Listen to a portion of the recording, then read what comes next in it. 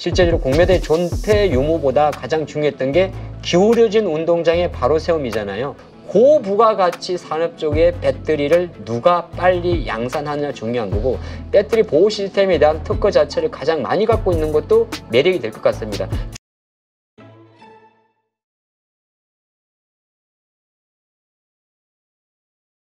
자, 어제 LG엔솔의 실적 발표가 있었고, 뭐 사실 4천억 원 정도면은 그렇게 엄청난 건 아니에요. 삼성전자의 막 9조 이익에 비하면. 네, 그렇죠. 그런데도 열광했던 것은 이제까지의 그 어떤 그 컨센서스 이거보다도 어쨌든 조금 낫다. 이것에 이제 반응을 했던 것 같은데, 그러다 보니까 2차 전지 섹터 전반적으로 좀 온기가 흐른 것 같아요. 많이 오른 종목들 여러 개 나오고. 그러다 보니까 10월 달에 주도주 섹터는 이쪽 2차 전지가 되지 않겠냐, 바닥을 다지고. 그런 움직임에 대한 기대를 하시는 분들이 참 많은 것 같아요. 일단 이 부분 한번 설명해 주시죠. 기대와 함께 현재 지금 10월달 보여주는 주가의 흐름 자체가 그거를 대변을 하고 있고요. 많이 아시겠지만 삼성전자, 하이닉스의 주가 상승 대비해서 지금 LG에너지솔루션이라든지 뭐 LG화, 그리고 이제 코스닥 같은 경우는 뭐 에코프로 그룹도 상당히 견조한 흐름을 보여주고 있고, 최근에는 이제 4680 배터리 양산 이슈가 나오다 보니까 뭐 이런 흐름 자체가 이제 힘을 주는데, 사실은 제도적으로 변한 게 좀 없지 않아 있습니다. 제가 한번 말씀을 드렸는데, 우리나라가 지난 9월 26일 날 자본시장법 개정안이 국회 본회의를 통과를 했습니다. 네. 이 자본시장법 개정안에는 뭐가 있냐면, 지금 나와 있는 11월 달부터 당장 다음 달이죠. 앞으로 3주 정도가 지나고 나면 11월 달부터 공매도 대차 거래가 최종 12개월로 제한이 됩니다. 우리나라가 23년도 11월 6일자로 일시적으로 공매도를 긴급 금지를 하면서 공매도 제한 예외 적용자가 있었어요. 우리가 시장 조성자라고 말하는 MM, 그리고 유동성 공급자라고 일한 LP, 이 주성 조성자 같은 경우는 그동안에 계속적으로 그들의 역할 때문에 은근슬쩍 공매도를 계속 진행을 해왔는데, 여기서 어떤 걸 맞춘 거냐면, 공매도는 사실 많은 부분들이 존재 유무를 떠나가지고 형평성 부분이 가장 컸잖아요.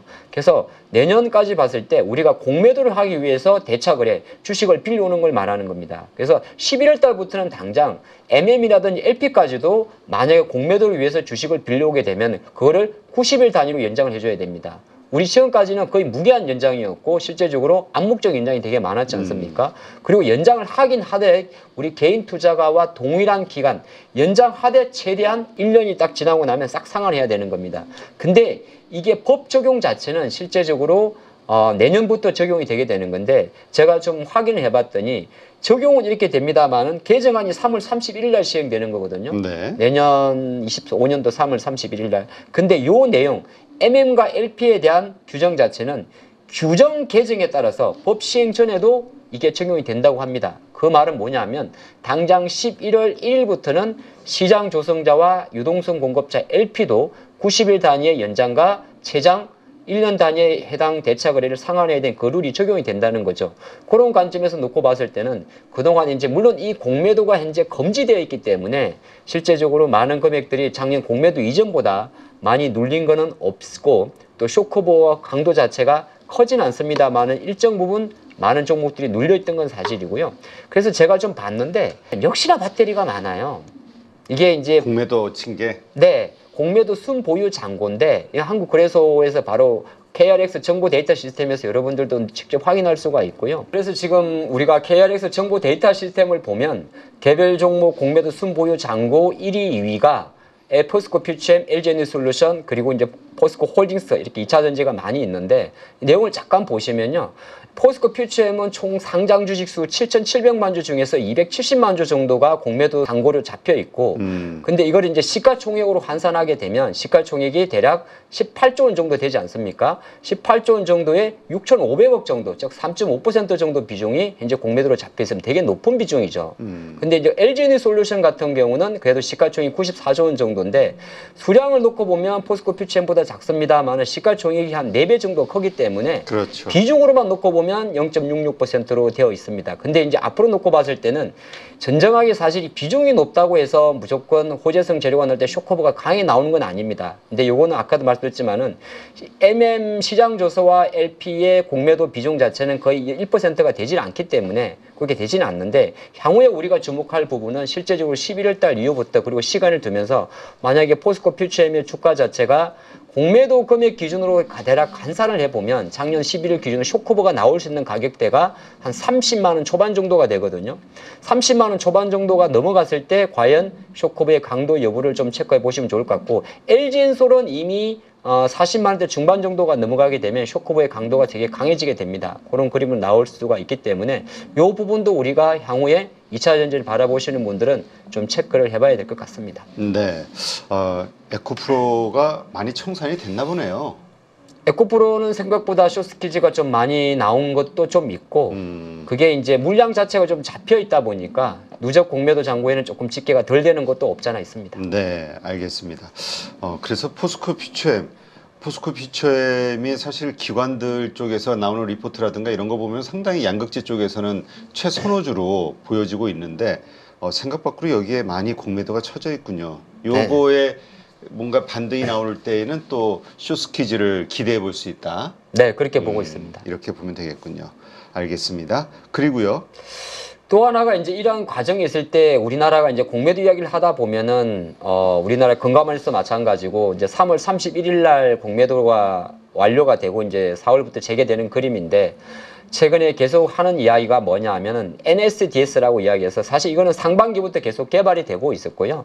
불법 공매도 중앙 차단 시스템이라고 이야기를 합니다. 그래서 실제적으로 불법 공매도 중앙 차단 시스템 같은 경우는 약간 이렇게 로직을 쓸 수가 있는데 화면이 조금 복잡하긴 한데 무차익 공매도를 상시에 시스템적으로 캐치를 해서 이제 반려시킨다는 이야기거든요. 실제로 주식을 갖고 있지 않은 상태에서 주식을 매도를 하고 오히려 그것을 다시 시세가 내려가고 나면 다시 채워두는 무차익 공매도가 되게 많았는데 이거를 이제 한국거래소 입장에서는 이러한 전산 시스템을 통해서 실제적으로 개발을 하고 테스트를 한다는 거고 요거 자체를 3월 31일 전까지 완료한다고 하긴 합니다만은 그간의 내용을 놓고 보면 이거는 NSDS를 이제 중앙정부 관점에서 금융당국에서 만드는 것도 되게 중요한데 이 흐름 자체가 정권사 HTS도 같이 만들어져야 되는 겁니다. 그렇죠. 자체 장구갈 시스템까지. 근데 이게 국내 정권사 한 45개 정도, 그 다음에 대형사 한 20몇 개 정도 놓고 봤을 때도 여전히 ING의 흐름이 있어요. 그래서 과연 금융당국에서 말한 대로 내년 3월 달 말 재개를 앞두고 정권사의 자체 관리 시스템과 한국거래소의 NSDS 시스템 자체가 정상적으로 이루어질지는 우리가 앞으로 남아있는 대략 5개월 정도 기간에 숙제가 될 것 같고 가장 또 중요한 건 뭐냐 하면 지금 대차 금투세와 마찬가지로 이 또한 자본시장법 개정이 좀 필요한 부분입니다. 상법 개정도 같이 되는 부분이기 때문에 실제적으로 앞으로 우리나라 공매도 제도 자체가 내년 3월 말에 재개를 앞두고는 있긴 있습니다만은 여전히 넘어야 될 산은 좀 많다 볼 수가 있고요. 이러한 부분이 마침 제가 공매도 이야기하다가 잠깐 옆으로 잠깐만 3첨보 갔다 오겠습니다. 9월 9일 새벽 기준으로 우리나라가 세계 채권 지수의 2년의 고백 끝에 편입이 되는 걸로 기사가 나왔습니다. 그러면 이제 갑자기 이 이야기가 왜 뭔지 이야기 드리면 대신 전제를 달았습니다. 그동안 편입이 좀 안 된 이유 중에 하나가 원래 3월 달하고 9월 달하고 FTS에서 평가를 하게 되는데 3월 달에 탈락시킨 결정적 이유가 기습적인 공매도 금지였습니다. 네. 이번에도 다시 한번 FTS는 한국의 공매도 제도의 재개에 대해서 실제적으로 열어라고 이야기를 한 거고요. 근데 그게 왜 중요하냐 하면 이게 어떻게 보게 되면 아까 제가 외국인들이 정말 작년 연말부터 올해까지는 한국 투자에 좀 빈정이 상했구나 그런 걸 볼 수 있는데 그럼 세계 채권 지수라는 게 어떤 의미가 있냐면은 세계 채권 지수는 3대 채권 지수 중에 하나입니다. 요거 네. 지금 이번에 편입된 거는 FTSE 러셀 세계 채권 지수가 되고 선진국 그러니까 G20 국가 중에서 유일하게 못 들어간 나라가 한국과 인도였는데 우리나라는 이번에 편입이 된 거고요. 편입이 되게 되면 큰 관점에서는 이제 채권 쪽에 돈이 들어오는 거잖아요. 그래서 요거는 실제적인 돈이 들어오는 흐름 자체는 내년도 9월달, 10월 1월달 보기 때문에 아직 많이 시간 남아 있는데 두 가지 정도 인사이트가 있습니다. 한 가지는 뭐냐면 외환 시장이 좀 안정화되는 게 있고요. 또 하나가 채권 시장도 좀 안정화되는 게 있습니다. 그래서 세계 채권 지수의 편입 자체는 주식 시장과는 약간은 괴리가 있을 수 있긴 있습니다만은 외환 시장이나 채권 시장의 변동성은 또 그걸 한 단계 넘어가게 되면 또 주식시장 자체도 굉장히 영향이 되기 때문에 되게 약간 호재라면 호재라고 볼 수가 있는 거고, 근데 제가 갑자기 공매도 이야기하다가 그 이야기를 붙인 이유는 전제 조건이 바로 또 요겁니다. 공매도 재개해라. 그 내용이거든요. 그래서 공매도 부분 자체는 마침 제 생각으로 세계 채권 지수까지 편입이 됐기 때문에 금융당국도 본 뭐 NS 있게 거창한 영어 이름을 빼고 나더라 하더라도 조금 더 무차익 공매도를 차단하는 쪽으로 간다면 아까 봤던 하반기 시간을 뒀을 때 2차 전지주의 지나친 공매도 물량으로 인한 주가 호재성 재료의 주가가 눌리는 부분은 시간을 두면서 좀 해소될 수 있지 않을까, 그렇게 희망과 바람을 섞어볼 수 있을 것 같습니다. 네, 지금 공매도가 언제 재개될 것이냐, 그것도 시중에 관심이 큰데 아직은 뭐 확정된 건 없죠.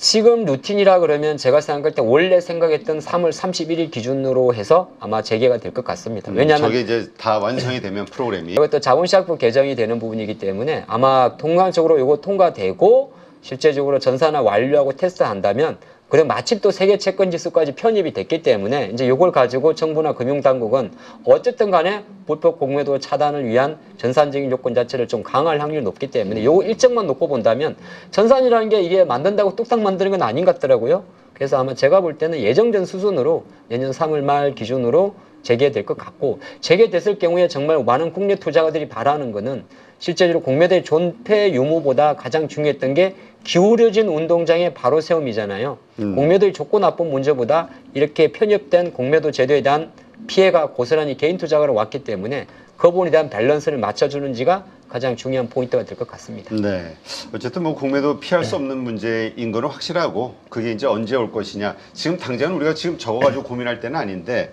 하여튼 내년 상반기서부터는 이제 저것도 본격적인 이슈로 떠오를 것 같은데, 네. 자, 그렇다면 2차 전지와 관련해서 사실 공매도가 많이 들어가 있는 상황에서 아까도 언급하셨듯이 지금 2차 전지 쪽에서 이러저러한 것들을 감안했을 때 일단 숏스퀴즈까지도 감안하고 가장 최선호주를 어디로 보고 있습니까? 정확하게 집어드리면 LG에너지솔루션 밸류체인이 가장 중요할 것 같습니다.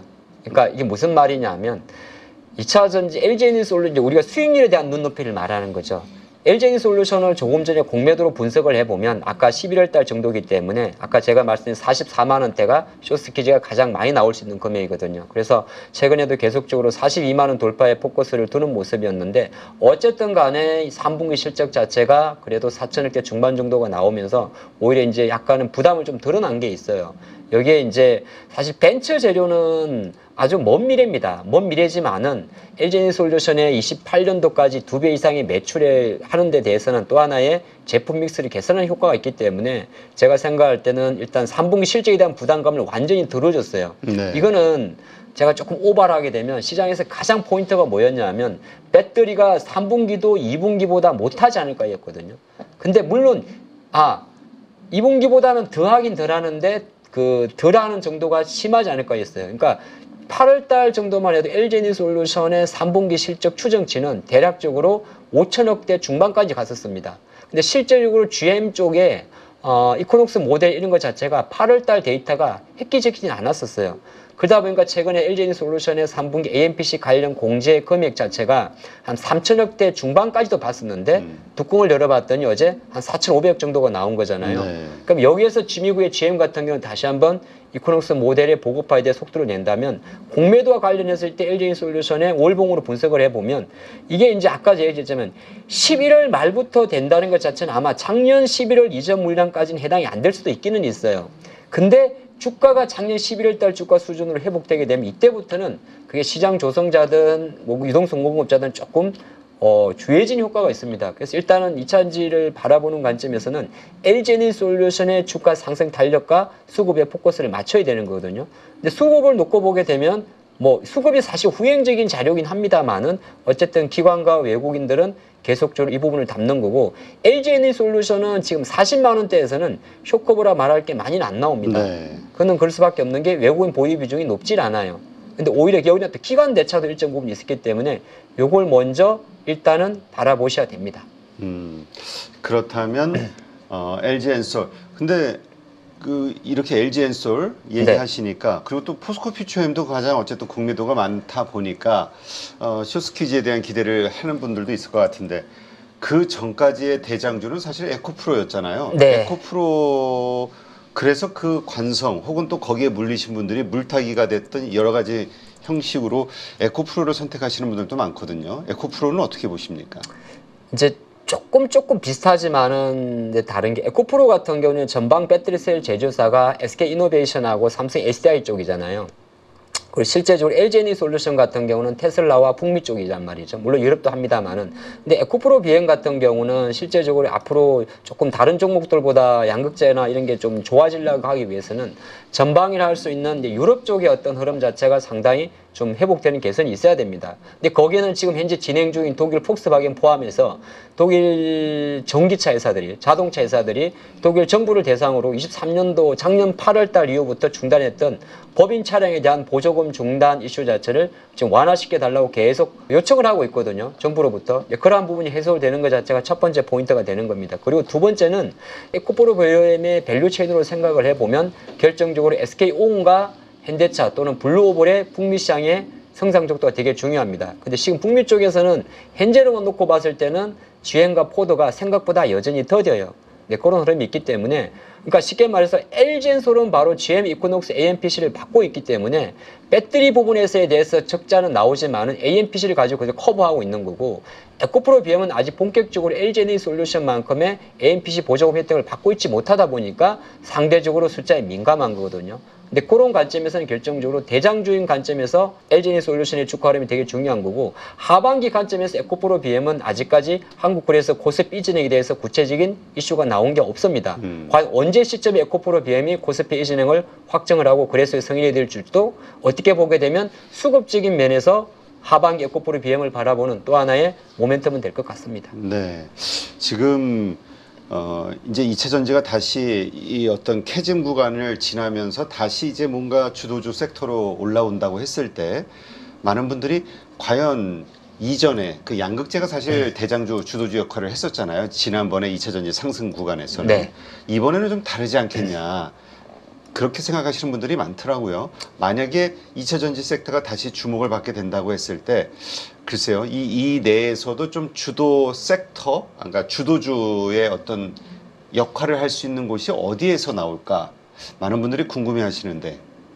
아무래도 이제 시장이 이제 21년도가 배터리가 좀 강했었죠. 포스코. 네. 그리고 이제 2년 정도 좀 쉬었다가 이제 테슬라가 본격적으로 이제 모델 Y를 중국에서 폭발적인 반응을 보일 때 23년도 요점에 이제 올라갈 때였는데 그리고 최근 2년 동안에는 이제 테슬라의 판매량 자체가 좀 정체되면서 사실 이거는 똑같은 그림인데 국내 2차 전지 관련주들도 진짜 중국발 리튬 가격의 상승세와 함께 계절을 같이 했지 않습니까? 아까 봤던 LG에너지솔루션이 벤처 쪽으로 이제 실제적으로 28년도부터 전기차를 배터리 납품하게 되는데 거기에 어떤 그 전제 조건을 달았냐면 지금은 킬로와트 아워시 단위당 한 107달러 정도의 배터리 셀 가격이 유지된다고 합니다. 근데 시간이 지나면 될수록 이제는 배터리 셀의 가격은 내려가는 거죠. 그 말씀하신 대로 단순하게 캐스드라고 이야기하는 양극재 가격의 상승을 통한 2차 전지 관련 소재 업종들의 실적이 예전처럼 증가할 가능성은 낮습니다. 그래서 뭐 LG도 마찬가지고 뭐 미드니켈이든 LFP든 새로운 모멘텀에 대한 그림으로 많이 확산될 것 같아요. 그래서 향후 투자를 바라보는 관점에서는 테슬라의 투자 모멘텀이 2021년도 전과 후가 달라진 것처럼 국내 2차 전지 관련주들도 에코프로도 마찬가지예요.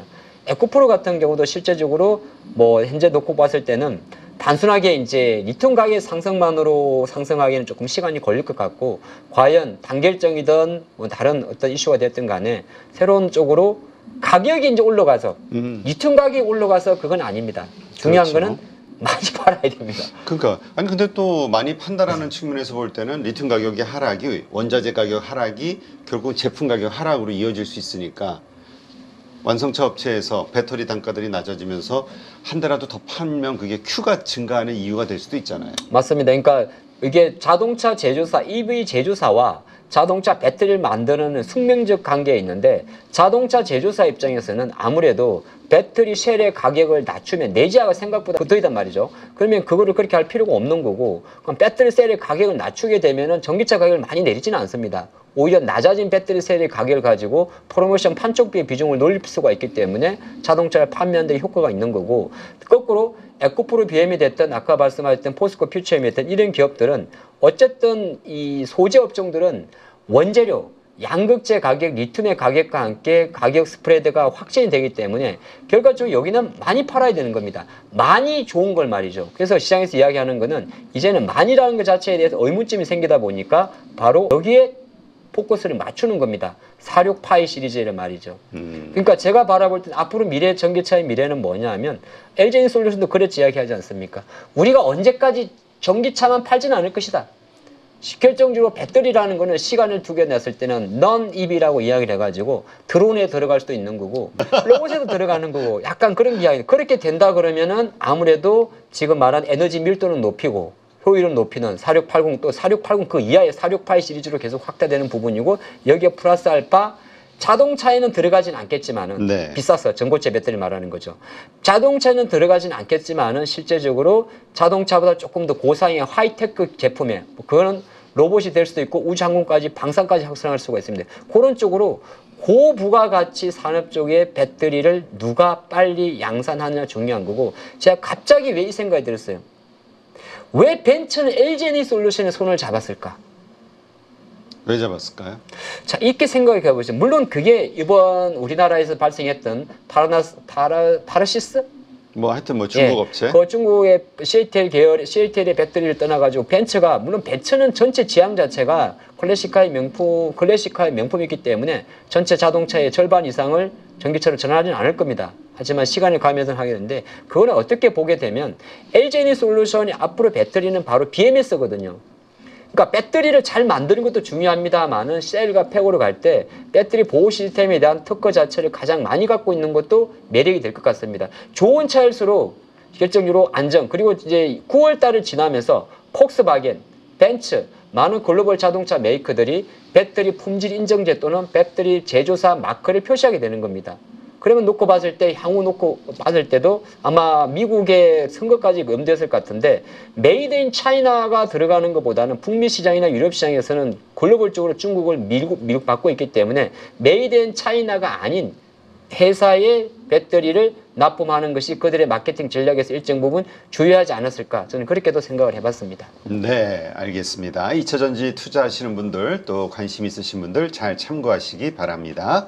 자, 수고하신 하창봉 대표 고맙습니다. 금리 인하는 우리에게는 기회입니다. 돈을 벌 수 있는 기회죠. 바뀌는 주도주를 우리 포트폴리오에 갖고 올 수 있게 안내를 드리려고 합니다. 일각에서는 그런 얘기들을 많이 하세요. 주도주 같은 경우가 뭐 천차만별로 이렇게 왔다 갔다 하는데 실제 이게 뭐 우리 포트에 가지고 올 수 있냐, 길게 뭐 말로 할 필요가 있겠습니까? 누구나 할 수 있습니다. 함께 뭐 돈을 벌기 위해서 준비했습니다. 새로운 주도주를 우리 포트에 가지고 오지 못한다고 하면 몇 년을 더 기다려야 될 수도 있습니다.